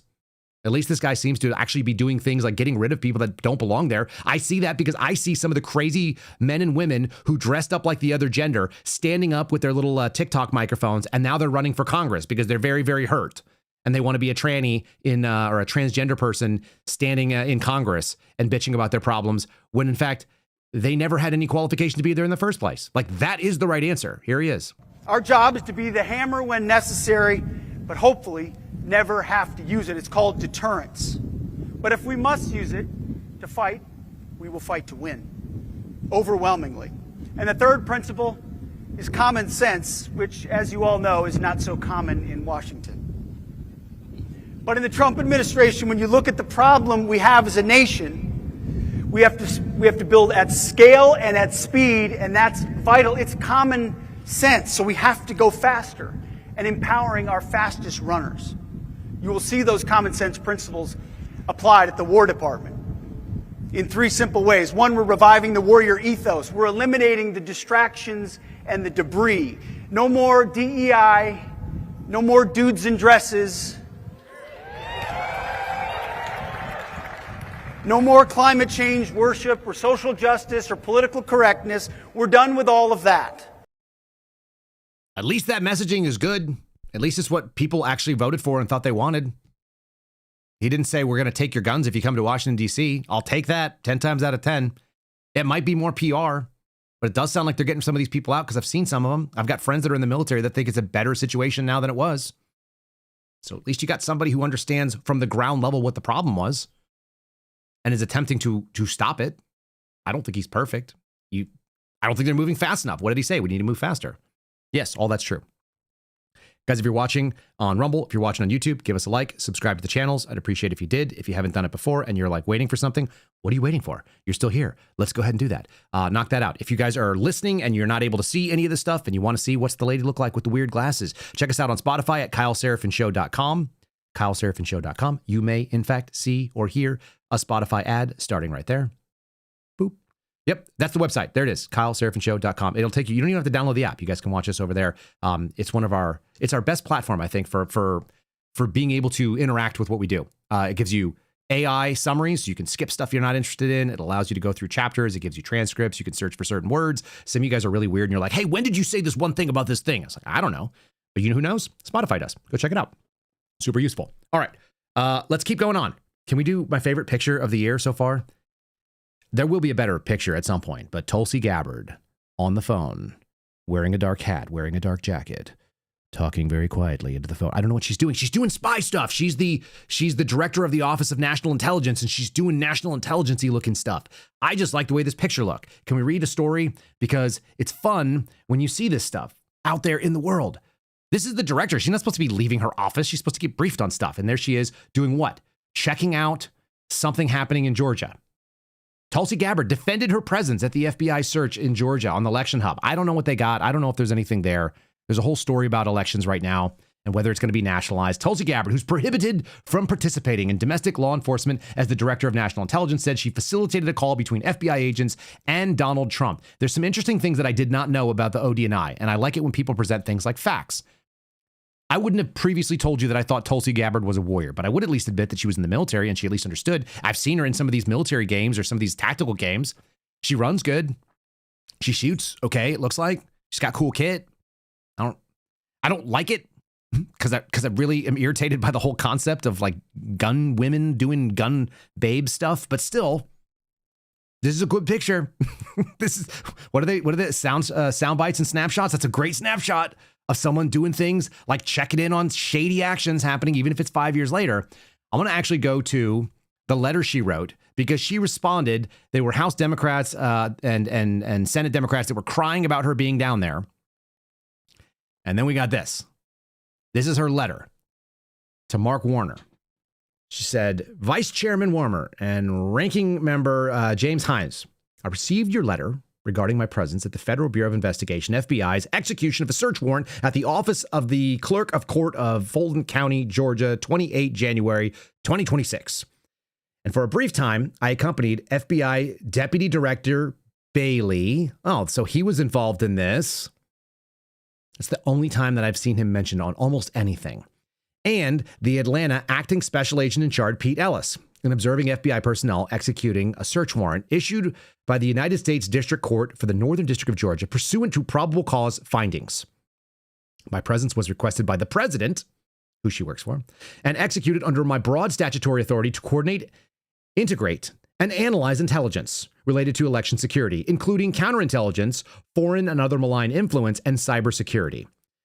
The FBI's intelligence counterintelligence divisions are one of the 18 elements that I oversee. I actually think they should go directly to ODNI. I would like that a lot. That's one of the things that I thought Kash Patel said he was going to do. How interesting.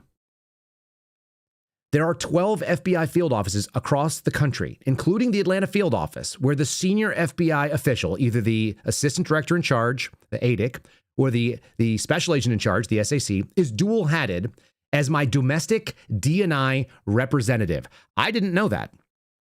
I'll be totally candid with you. I had no idea that the person who was the SAC in 12 different field offices, there's like 56 field offices for the FBI. There used to be 55, then they opened Billings. There's 56. Okay? Of those, apparently 12 of them are now dual-hatted under ODNI. This is like when I tell you that the FBI is an intelligence agency. Here's the director of national intelligence agreeing with the thing that I said. It's one of the major problems because the people that work intelligence are, by and large, massively against the agenda that you thought you were getting when you voted for Donald Trump. Just saying. And I've been saying that for literally years now. As long as I've been speaking publicly, I've been saying that. I would suggest to you that about 80% of the United States intelligence community wants to run things the way that they think. You know, like a house divided, like one that doesn't take direction, like a dog that doesn't mind.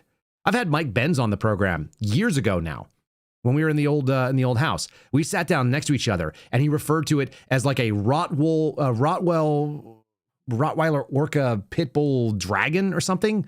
I have to go back and find the clip.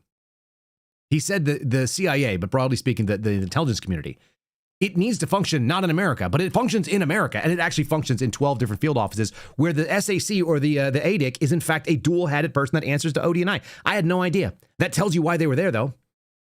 Domestic DNI representatives are distributed by region and focus on specific domestic issues of concern or interest, including threats to critical infrastructure. That's 100% an intel problem. Also should be a law enforcement problem when it comes up. They don't do either. She said, I visited several of my domestic DNI reps at FBI field offices across the country. And while I was visiting the FBI field office in Atlanta, I thanked the FBI agents for their professionalism and great work. She facilitated a brief phone call with the president to thank the agents personally for their work. Blah. He didn't ask any questions, nor did he or I issue any directives. But that tells you why she was there. Because she had a right to be there. And fantastic photo op. So there's that. Okay. Are you guys ready? We're out here calling out the problem. The house divided cannot stand. When people inside what do we talk about when we're talking about a kitchen problem? You say there's too many chiefs, there's not enough Indians. You say there are too many chefs in the kitchen. When everybody has their own agenda and their own ideas, these are metaphors for problematic issues. When people inside the federal government think that their job is to get a six-figure salary and do the nail room thing where they have long nails and they can barely type click, click, click, click, click on their keyboard, and they can't get a job anywhere else in America because they are unhireable, because their skill set doesn't actually demand a paycheck in any sort of business way. They couldn't compete on their own merit, which many people in government, whether they be of any skin color or any background, there's a ton of mediocrity that exists in the federal government. When I got to the federal government's, when I got to the FBI's training academy, I took a recognition. I was like, okay, I recognize that people here are above average. I would say that the people who constitute FBI agents are 75th percentile intellects and above. But they're not all Steve Friend.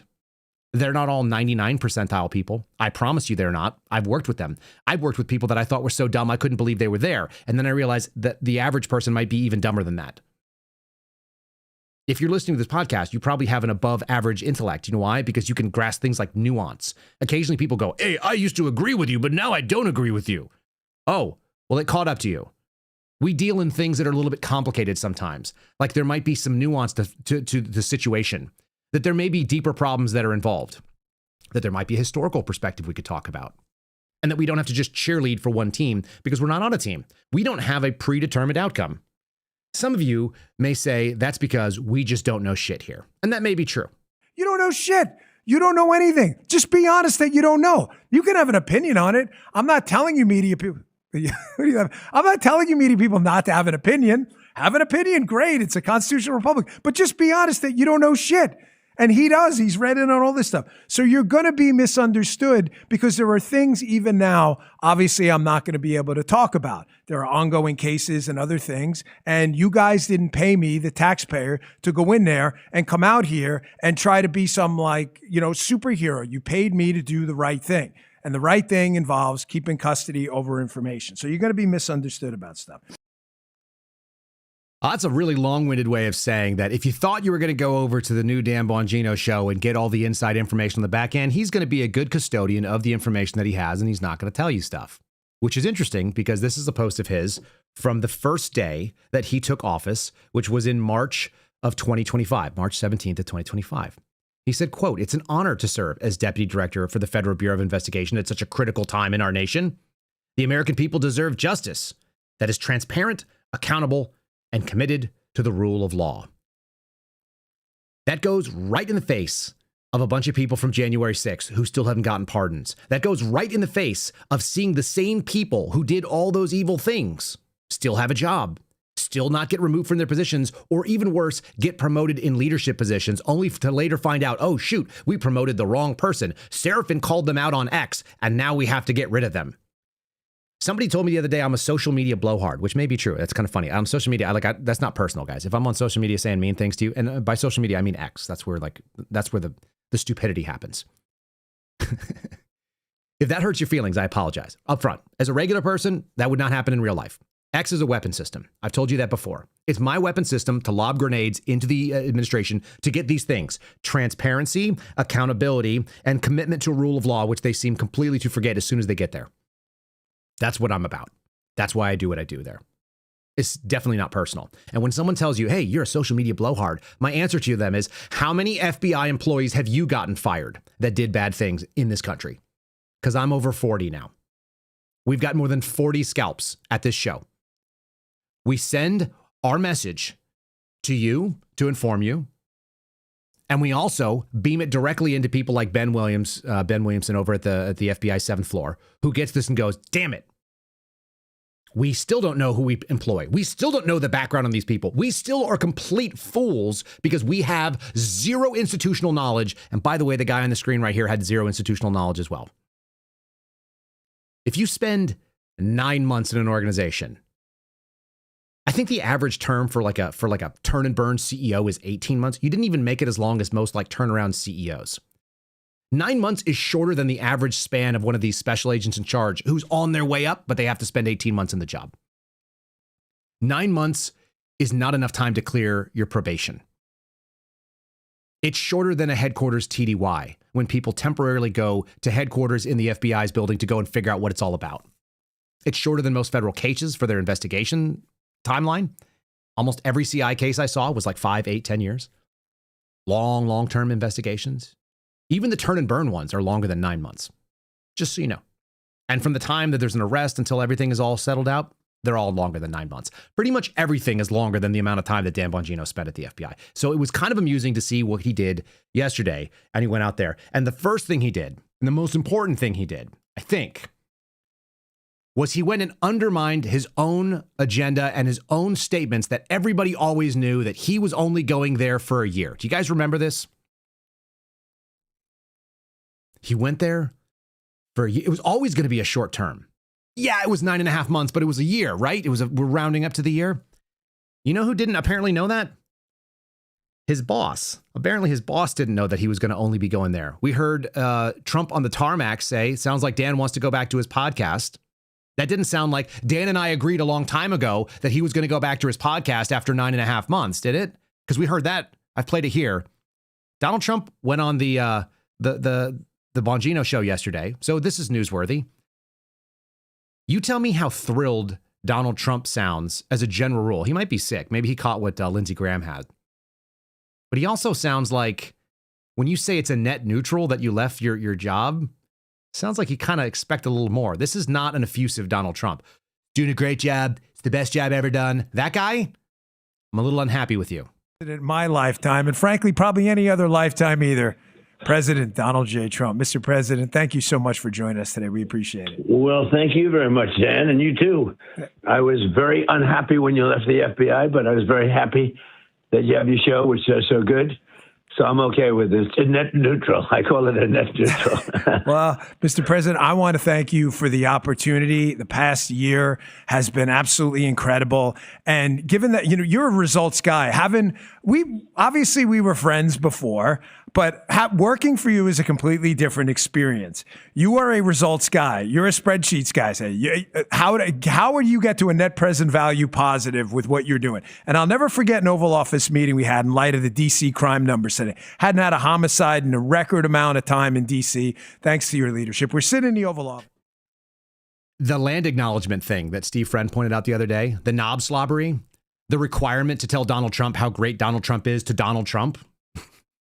It's really weird. It is such an unusual phenomenon. I don't know where I've ever seen this before. It's like, it's Donald Trump. He came in the room.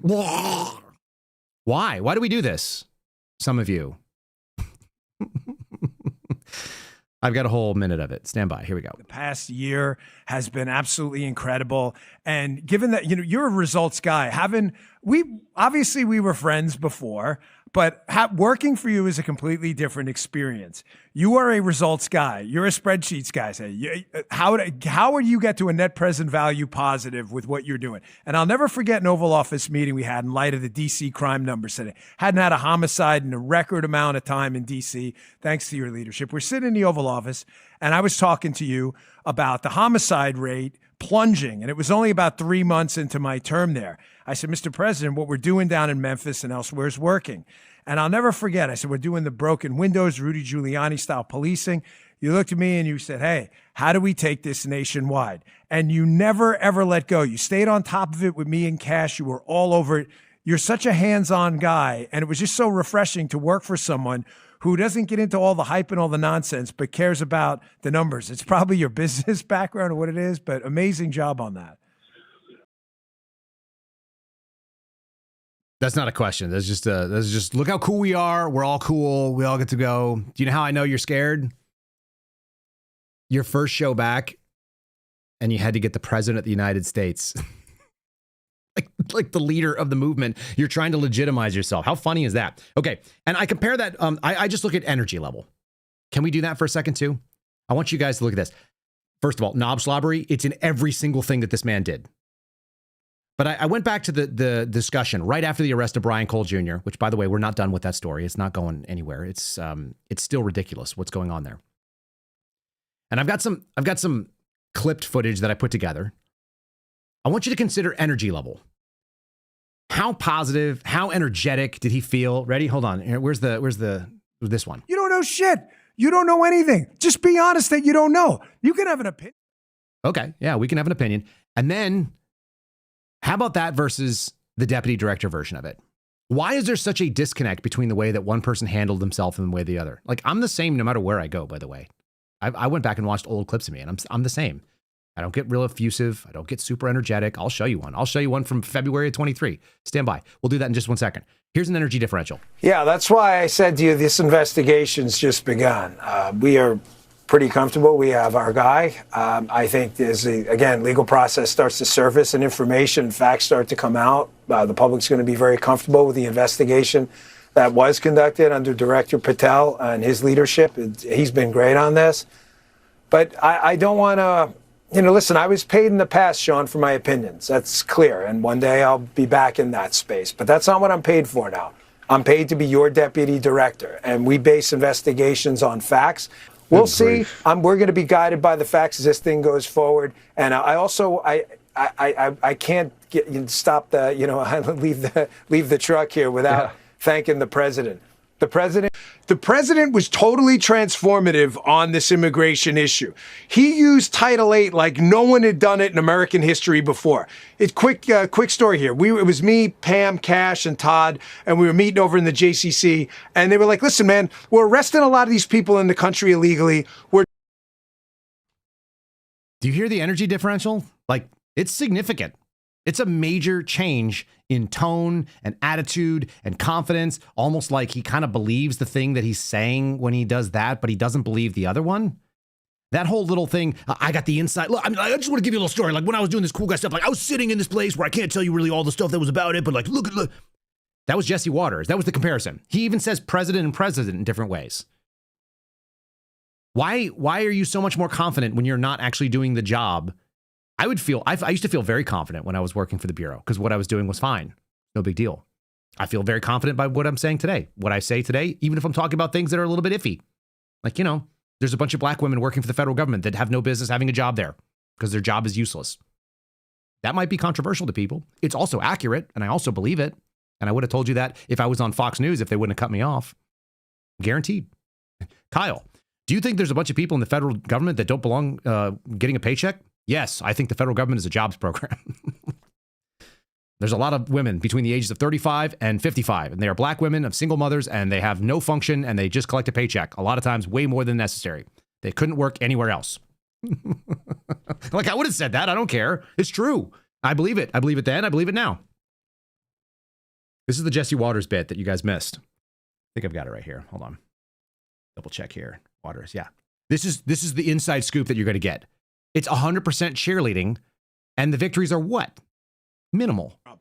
I was there very early on in March when this whole thing went down. The president was totally transformative on this immigration issue. Guys, he swore in March 17th. How early on in March was that? That's the middle of March, I think. There's 31 days in March. It's literally the second half of the month. Anyway, I'm just telling you, when people want to exaggerate stupid things for no reason, then you belong in the FBI. He used Title VIII like no one had done it in American history before. It's quick story here. It was me, Pam, Kash, and Todd, and we were meeting over in the JCC, and they were like, "Listen, man, we're arresting a lot of these people in the country illegally. We're trying to flip them. We're spending all this money on, United States attorneys." Hey, Dan, you've never been a Border Patrol guy, and you've never worked any investigations related to immigration. You used to run a podcast. Do you have any, sweet ideas? Because, we've been doing this thing, and we can't do it as well as you. Could you come up with an awesome idea to be able to make it awesome for us? That'd be epic. Will you fix immigration? And he was like, yeah, sure. That's a great freeze frame, sorry. Proffer sessions, all this stuff. And they come up later, they don't have anything. Let's just give these people, again, I'm exaggerating a little bit, give them 5 minutes to flip, produce some information on a criminal enterprise. If you don't get you fill in the blank, out of the damn country. The president was like, I want him out. Like, I'm not wasting a year on a proffer session feeding this guy in a U.S. prison if he doesn't even belong in the damn country. Yeah. What is this? Why did he go on Jesse Waters right after? Like, he went on Hannity, and then he went on his podcast when he just started back, and then he went back on Waters. The only reason that this guy is like, he's everywhere because he's desperately trying to rehab his media. And by the way, all of you guys, I saw your comments with people saying that you got blocked and you tried to say funny things. I had people telling me that they were monitoring the chat, and the chat was like having censorship in real time. And there's a bunch of like garbage. That's a great picture. Smug Jesse Waters' face. I like Jesse Waters. Like, I mean, I don't think he's tough, but I think he's an interesting broadcaster. He plays a role that's not, it's like a spoiled rich guy. He was always okay to me. And then you got Dan, like, mouth open. It's perfect. Let's cover some of these things because we all got a little bit of a taste of our own problems. We found out what was the issue. Let's do types number. He covered 4 types of people. I only have the final 3. I think that we're fitting into there. Audience, you guys are gonna have to tell us where we fit into this story here. So type number 3 was a problem. So here we go. When in doubt, stir up social media crap, I guess. Look, I was trying to get people fired at the FBI. That was my job because they didn't need to be there. I don't need to have podcast drama. We'll just continue to talk like we do. The third group of people I want to address are the grifters out there who mistakenly thought I wasn't coming back. Now, I am back. The pod. Wait a minute. Because before we get to the cringy Podfather reference, that third group of people thought that you weren't coming back to the podcast. Why would they think that? I understood. I was told in explicit terms, it was always the plan that Dan Bongino was only going to go to the FBI for a year. And if you were only going to go to the FBI for a year, then everybody would expect that you'd come back to a podcast after the year. Isn't that how it works? When you set the expectation, like, I'm going to go do something, and then when I come back, then I'm going to come back and do this. And people be like, oh, okay. Be like, honey, will you finish chopping the carrots? No. I've got to go over there and do this other thing, close the gate and latch it. And then I'm going to come back and finish chopping the carrots. And then if you came back and chopped the carrots, they'd be like, whoa, I never expected you to come back and chop the carrots. You never expected me to come back because I said I was going to come back. And then I thought, like, either everyone thinks that you're full of crap and you weren't going to be a man of your word. You wouldn't return. That's weird. Nobody believes that. That's your profession for the last 8-10 years. And it also turns out that Donald Trump was a little bit unhappy. He was not happy. I call it a net neutral. It was a net neutral. In my lifetime, and frankly, probably any other lifetime either. President Donald J. Trump. Mr. President, thank you so much for joining us today. We appreciate it. Well, thank you very much, Dan, and you too. I was very unhappy when you left the FBI, but I was very happy that you have your show, which is so good. So I'm okay. So I'm okay. It's okay. I was very unhappy when you left the FBI. I expected you to leave, and so you left when you said you would. So thank you for being a man of your word and working the year that you said you would. Oh, so it's all bullshit. Got it. I loved my job. I loved it. I love it. The third group of people I want to address are the grifters out there who mistakenly thought I wasn't coming back. Now, I am back. The Podfather is back, and I'm here to take back this movement. This movement's been hijacked by a small group of dipshits and bums and losers who are nothing but doomers under the frame of accountability. I'm all about accountability. I just showed you what we did or what we didn't. Did I not? I'm not sitting here going, hey, trust me, bro. I showed you. If you like it, great. If you don't, that is absolutely your constitutional right. You paid for it to go out and go, that sucked. I would have done something different. Okay, but you didn't. You didn't do anything different. I'm not sure if you volunteered to serve or not, but you didn't. You sat in the front row with your popcorn, ankle biting, throwing this popcorn at the ring at 2 guys in there sparring away, fighting for this country while you did shit. You just talked about it. So you didn't do anything. Now, I'm back on the air. I'm not going to take on every single thing in one day in one show, but I'm telling you right now, your bullshit, I'm done with it. The grifter bums, all you guys are a class of doomers. Everything sucks all the time. You would have done it different. You didn't do shit. In this weird inverted world that we're living in, the criminals are actually the victims. So who are the criminals? Well, obviously, sincere Christians. They're the real problems. Sincere Christians in the middle class, boy, they're dangerous. And the FBI, it's hard to believe this, Doubtless there are decent FBI agents, but the FBI as an organization has joined in the hunt for Christians, and we have proof of it. The FBI tried to manufacture crimes against sincere Catholics. The FBI's Richmond field office recently published an internal document promising to punish, quote, radical traditionalist Catholics and their ideology. Now, just to make something completely clear, the Bill of Rights prohibits the government from weighing in on sectarian or religious questions. Right. They don't get to decide whether your religion is good or bad. They have to be agnostic on it. True. But the FBI has decided if you're too sincere about Catholicism, you're a criminal. The document cites obvious lies from the fascist and dishonest Southern Poverty Law Center several times. Now, we only have this memo because a recently suspended FBI agent called Kyle Seraphin brought it to the public, and we're grateful that he did. Kyle, thank you so much for joining us tonight. Just in case anybody was ever worried about whether someone did shit or not. I'm just saying. It's hard to believe this is even real. This is one of those. What was your reaction when you saw this? Well, my reaction is predictable. I mean, I'm a Catholic, number one, and I think it's appalling. It's one of those things that when the government has gotten to the point where you talked about our Second Amendment rights, and those defend our First Amendment rights to practice our religion, particularly the way that we want to. I'm friends with people who love the Latin Mass. I grew up in a traditional school where I actually learned Latin in 5th and 6th grade and all the way through high school. And it doesn't seem reasonable, but it is the state of the FBI at this point that they are so desperate to find white supremacists that they're going to look at the Catholic Church. Holy moly. I sound just like me. That's weird. I think the beard looked better back then. I don't know what was going on. Maybe Fox News lighting really got me. Check that out. Some people actually did some stuff, and we called some things out. Did you fix that? No. Did you get rid of Stanley Meador, who was in charge of the field office that ran that office when it was going on, and they did that memo and put out that intel product? No, you didn't. You know what? He's now the Minister for Public Safety or whatever the hell it is. He's in charge of the Department for Public Safety in Virginia, working for Abigail Spanberger, because you guys didn't disgrace him, because you didn't fire him and destroy him. You didn't exile or execute him. You let him continue on and retire. Boom. What did you do, bro? Guy? Tough guy? So much toughness. It's so gay.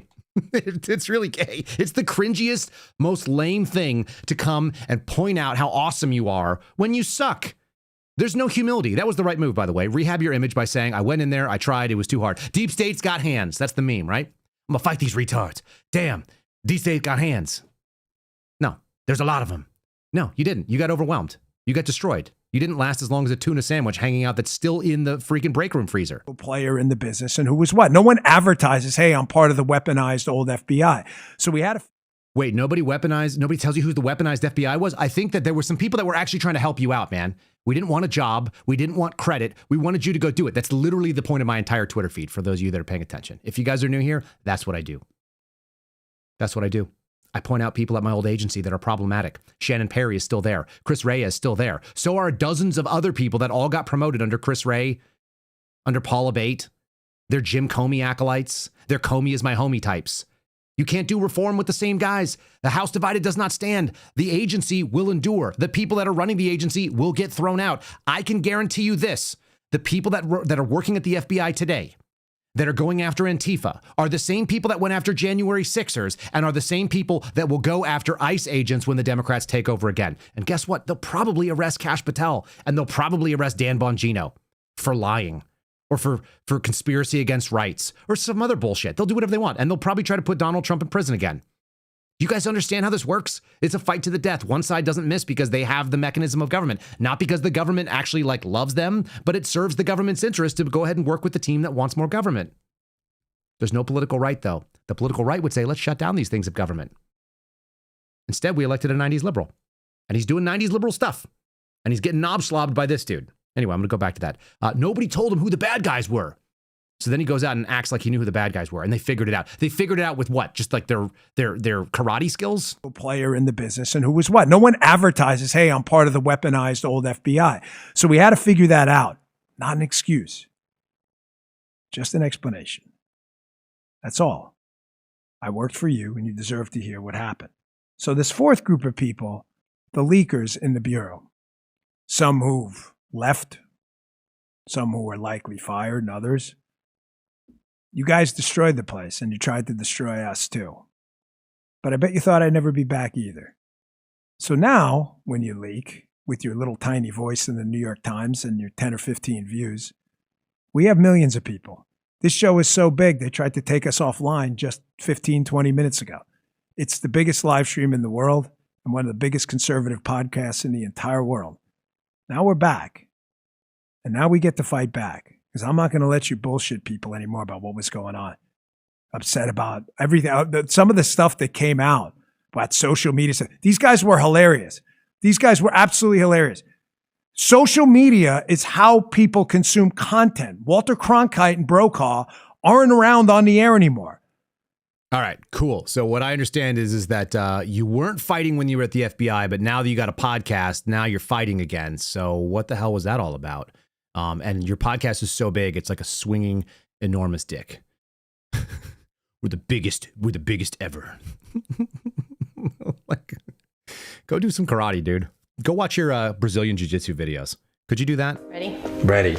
All right. Where were you born? Flushing Hospital. Did that dance. We'd be #1 in perpetuity. There would never be another book sold on Amazon. What is the one thing you need to have in your fridge at all times? Lenny and Larry's protein cookies. Oh my, right? He loves those. Oh man, are they good? I tear They run that. out all the time. Oh, I Come eat home without those them. things like Sad. crazy. They're so good. What is your favorite hobby? Brazilian Jiu-Jitsu, no doubt. I don't think is that even a question, you know? Yes, that's true. It drives her crazy. I watch Brazilian Jiu-Jitsu videos all day. Sometimes it drives her nuts. Okay, you still watching this? Watch them over and over. I love them. What is the last gift you gave? The last gift I gave. What is the last gift I only buy you stuff? Oh. What did I get you last? Oh, the earrings. Yes, the earrings. Yes. Those are. That was a good hint. I like it. You know. did that. They look I good know, right? I did that. David Yerman. I read this. I gotta put these on. Yeah, that was it. And then we got you the Chanel people love. That's right. What cause is dear to your heart? Cause is dear to my Israel, defense of Israel. What is #1 on your bucket list?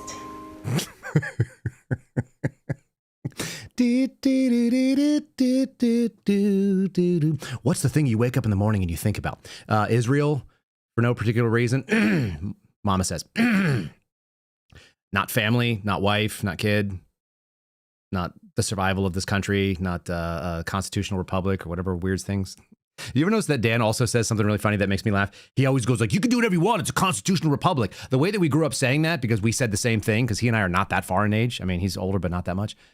We used to say, it's a free country. You can do whatever you want. But he's afraid that the term free country sounds like democracy or whatever that the lefty loonies say.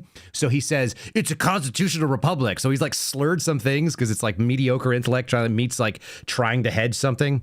Anyway, I love this. I'm not going to do this all the time. This is the first show, so it's super fun. Apparently, if you call out an administration that hasn't solved the problem that you hoped that they would solve, aka they have made you promises and then they underdelivered by giving you like, I don't know, Ed Martin the Warrior and Boomer Janine Shapiro going out and telling you that you can't have a gun in Washington, D.C. If that's not good and you got a problem with that, then you're just a doomer or a black pillar or some other made up mean word that like if you came up to me on the street and you're like, whatever, doomer, I'd be like, what are you, gay?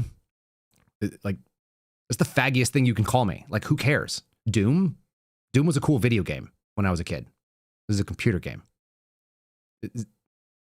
It's not intimidating. It's not intimidating to have fake insults that you created that nobody assigns any value to because your opinion is useless because you said Epstein killed himself. And yet you get doomers and black pillars and others who all they do is shit talk the administration at every single opportunity. It's because they don't have anyone else to eat up but their own right now. And they find clicks in, oh, I would have done it. But you would have done shit, man. You're sitting on your ass in front of your ex account watching like tentacle porn. You wouldn't have done a damn... What? Remember that reporter? What? Remember when I pretend like somebody off camera was doing something funny and like thought I was hilarious? Tentacle porn. Yeah, I said it. We're gonna indulge just a few more of these things. How about we fluff a guy that loves being fluffed? If you guys don't know the story of the Mike Davis Article 3 project, he's a former Grassley staffer. He's a single man in his 40s living in Washington, D.C. See James O'Keefe for what that looks like. Single dudes out there. And I made a joke about him being like a Batman type, or like wannabe Batman, because he's always like, justice is coming, like lawyer up. Like he's got this like real tough guy thing in his mind, like on social media, he says this really dumb stuff. And so Mike Davis says something like that. And then somebody else responded more like Robin. And Robin was like the effeminate sort of like potentially homosexual partner of Batman, right? And so like there was always that kind of like homoerotic vibe between Batman and Robin. It was always kind of weird, especially in the old ones. You're like, what the hell is going on here? Golly gee, Batman, like that kind of stuff. And so someone DM'd me, somebody in the know, a DC journalist, and was like, yeah, Mike Davis, you know, goes after men with a couple of drinks in Washington, D.C. Like, you're right on the nose there. And I didn't mean it that way initially. I was just kind of like, I just think effeminate people are kind of weird. And I think that unmarried guys in their 40s that want to like be conservatives, but there's nothing about them that evidences that they're conservative in any way, shape, or form. It's not a knock on anybody that's not married per se. But if you're going to go out there and try to be uber conservative and then you do stuff that's like kind of ambiguously gay, and then someone comes out and tells you like, no, dude, like my friends are like regularly hit on by Mike Davis. Like, that's kind of interesting. So yeah, that's why I thought this show, leave it to Dan Bongino to go to the most boomer slop move and say, do you know who understood the Epstein situation the best? Do you know who really helped me carry water for what we were trying to do there and the rest of the people in the deep state that didn't want to make things happen? Mike Davis. But it was a level 10 problem. It was never going to please everyone. The person I thought at the time who nailed what the issues were with this was our good friend Mike Davis. I'll play the CNN one, the clip next, but throw up Davis's tweet. There were a ton of problems with this. There was grand jury material. There was, he put this out. He's, anyone who rapes kids deserves the death penalty. Amen. Here's a problem with the Epstein mess. The FBI doesn't have the evidence many thought it did. I want to see the files, folks. I said, don't let it go. I meant it. We got elected. We looked at it. The file was not, what was in there was not what we thought would be in there. There are not tapes with powerful men raping kids. There is not a list. Epstein's Rolodex was already public.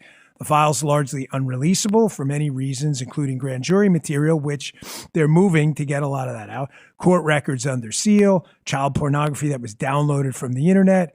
You can read the rest of it. Protection of victims. We obviously don't want victims' names out there. Here's another one. Keep that up for a second. Double or triple hearsay. You're seeing it now. You're seeing on Twitter, like, this guy said Joey Bag of Donuts, cut this woman with a razor, or this young girl while raping her. And you're like, wow, that's a really horrible story. It's terrible. And then you find out Joey Bag of Donuts was some famous athlete who was playing a game in Phoenix that night. Like, a lot of this stuff was just people called, not all, by the way, not all of it. This is an extremely serious case. Let me be crystal clear. But totally serious case. Nobody else is going to be charged. Nobody else is going to be indicted. There is no credible evidence that there was anyone he was trafficking to. We heard it from Kash. We heard it from Dan. We saw it in the letter that was released by Todd Blanche and so on. So anyway, this Epstein thing is not going away anytime soon because people are like, hey, when you lie to us, even if it's about things that are not that big of a deal, we don't trust you anymore. And when you say things and then they conflict with your previous opinion or your previous statements and you never explain what the changeover was, and then we look at you and go, I don't really believe you. Again, the only reason why I take Tulsi Gabbard at her word is because I read what she said in her conversion experience to why she suddenly supports the Second Amendment after being kind of a hardcore lefty for a long time. And what happened, that conversion life experience, when I looked at it and I go, okay, fine. It's reasonable to be targeted by your government and then to wake up and go, the government just did the thing that I thought it would never do. And now my experience is different. I'll tell you this. When I saw people get kicked out of the FBI for disciplinary actions, and I used to read them when I was in the FBI, I read them a certain way. I was like, well, that person was probably a dirtbag. That person probably did something dumb. That's never happened to me. I do things the right way. I get awards every year. I get promoted every year. I'm doing things as I'm told. That person must have been doing something else. And then it comes after you and you're like, holy crap, I did exactly what I was supposed to do. I called out exactly the malfeasance and the wrongdoing that was going on. I did what I was litigiously and like by policy and by statute required to do. And I experienced nothing but discomfort and termination or suspension for 14 months with no pay, whatever the hell that means. And when that happens, then you go, oh man, I think this organization might be freaking evil. I have a new perspective on all the things that happened beforehand. I've got to revamp my sort of protocol for evaluating what's going on in the world. I have a paradigm shift, at that point. Tulsi Gabbard had that moment, so I get it. We never got the paradigm shift that happened why Kash Patel and Dan Bongino showed up right after getting sworn in, and they were like, he killed himself. I saw the file. By the way, I don't know if it's a sign of like of dementia or age or alcoholism or just being chronically full of shit. But if you like go between whispering real quietly to your audience and then yelling really up, like this volume thing, a number of you guys pointed it out to me on social media as well, and I saw it in various clips from yesterday. Really not a good sign. So there's that. Okay, let's put this up on here because we're going to just finish off talking about Epstein. This is like the last piece of news I want to cover down on. Bill and Hillary have agreed to testify. Wait a minute. Those are iguanas. Those are not Bill and Hillary. That's really weird. Yeah, I don't even know why that video is on there. That's funny. So sometimes NBC just runs B-roll in the background. We just saw like a bunch of iguanas in a box, which makes me think of Steve Friend, and I hope he's doing okay. Bill and Hillary have agreed to testify in the House Epstein probe. Do you know where criminal investigations go to die, people? Does anyone know? Just briefly. They go to the House. They go to Congress. Because there's nothing that they can do to hold anybody accountable. They cannot do any sort of executive function, which is what law enforcement looks like. They cannot execute arrests. They don't have that capability. They cannot prosecute. That's an executive function. If you want to make sure that somebody is totally safe from any sort of bad news, if you want to do full theater, then call them into a hearing in the House where nothing will happen. And Bill and Hillary almost had a vote of contempt of Congress where they could be grabbed. And so they said, well, okay, you got us. Now we're coming in. So they're going to come in and they're going to give a talk in front of the House investigation. Well, they don't have to say anything, by the way. They can just claim the fifth, or they can say nothing and all that kind of stuff. You have a spokesperson for the Clintons, said they negotiated in good faith and that Jim Comer had not. And so he said, quote, we told you under oath what they know, but you don't care. The former president and the former Secretary of State will be there. They look forward to setting a precedent that applies to everyone. So they didn't show up when they were commanded to by subpoena, and then they got threatened, and they're going to show up, and we're going to draw this thing out as long as possible. And it's all make-believe in theater, because what power does the House wield after all that stuff happens? Nothing. There they are. The only thing that's most amazing to me about the Clintons, if we're being totally honest, is that they're still married. Like, for the uber conservatives that are the uber, liberal / leftists that they're supposedly, they still hold like traditional marriage to be a thing, even if they run around outside of their marriage or whatever it is to do. I don't know what their arrangement looks like, but it is interesting that they're still married, isn't it? All the people in DC that you would expect, all the people that espouse the weirdest ideas and the most like insanely left-wing ideas, they never live by that stuff. And it's the same thing in the House. The House is theatrical. We're going to have a hearing, and then there's going to be accountability because everyone's going to know. Transparency equals things that we like. For Democrats, democracy is things we like. They don't actually have the literal meanings anymore. Just like a free country doesn't mean a constitutional republic. I think we have a thin veneer of that at this point anyway.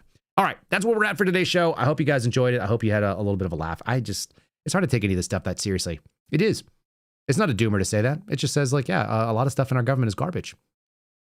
It's not good. It's been not good for a really long time. The more you look back at it, you start thinking like, how many lies have I dealt with? And can we just go back in time when America thought it was the good guy and we all just disagreed on simple things? We agreed on the value set, which is what the 90s was all about, probably the late 80s as well. We agreed on the values. We just didn't agree on how to get the best outcome for those values. Now we can't agree on the values. All of that is slipping. All that's interesting to me. All right. Like the show over on Rumble, if you guys are watching until they cancel us or whatever they do, or until the stop slips into nothing and they have no more money. Like us over on YouTube. Have a backup way. Come join us on YouTube as well, if you guys would. It's sad that we have to recruit against one platform, but I don't have any trust in it, and anybody who watches this knows that we're getting squished down over there. X at Kyle Seraphin, if you guys want to do that. Locals, it's kyleseraphin.com. You can support us financially there, which is awesome. If you guys want to do that, you don't have to. You can just join the community, and you can do chatting with all the people that you see in the morning chats. It is a Rumble product, so at some point that may go away as well. And then lastly, you may hear a Spotify ad throughout this program because that's who monetizes us on the audio. KyleSeraphinShow.com if you want to catch the video on that stuff as well. We'd appreciate it if you did. Again, there's the little locals bit. I'll let this kind of run. It's kind of a little loop. You guys have probably seen this. I do have a palate cleanser for you. Something to kind of clear the air. Just something that has nothing to do with anything other than the housing prices. I'm constantly in the market for a home because I rent and I don't own one right now. And Donald Trump said I don't work hard enough. So there's that. This is something that pops up in my feed over on Instagram, and I am so frustrated with how good AI is, because I think this is an AI generated song and it's so good. It's exactly what this junk used to be on the radio to early 2000s. So this is the emo. What is he? He's the emo realtor. His name is on the screen here. I'm not going to cut it off. And this is a song about checking out a beautiful home, which, by the way, I like this house. I'd move there too. Enjoy just something a little funny and different. It's kind of a catchy song about moving into some house that you don't own. I walk in the living room where the gas fire glows. This open floor planks wide, but my friend list no. The room is so open, it could host a brand new life. 2 dining tables empty, yeah, that cuts like a knife. The kitchen is amazing, it's nothing like my past. It's Scream Chef, but my DoorDash app loads fast. Backyards out here offering peace I'll never take. Half bath, mirror set, fix the banks, king. Your life's at stake. Let's go upstairs.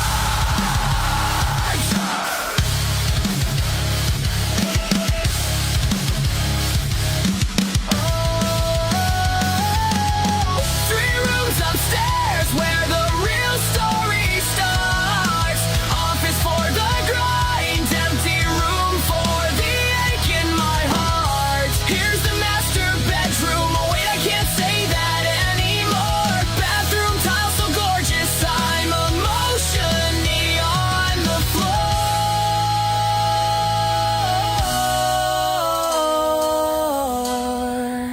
And guess what? It's for sale.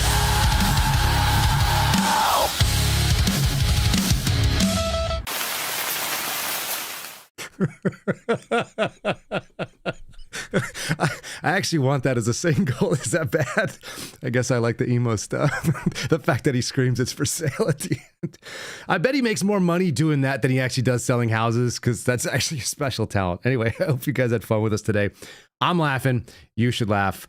Go get some fitness in. Go get some fun in. Go give your kids a hug. We'll see you guys again on Wednesday for our next iteration of whatever kind of nonsense is happening in the world. God bless. Thanks for listening to The Kyle Seraphin Show, streamed live weekdays on rumble.com/Kyle Seraphin. Follow Kyle on Twitter, Truth Social, and Instagram at Kyle Seraphin.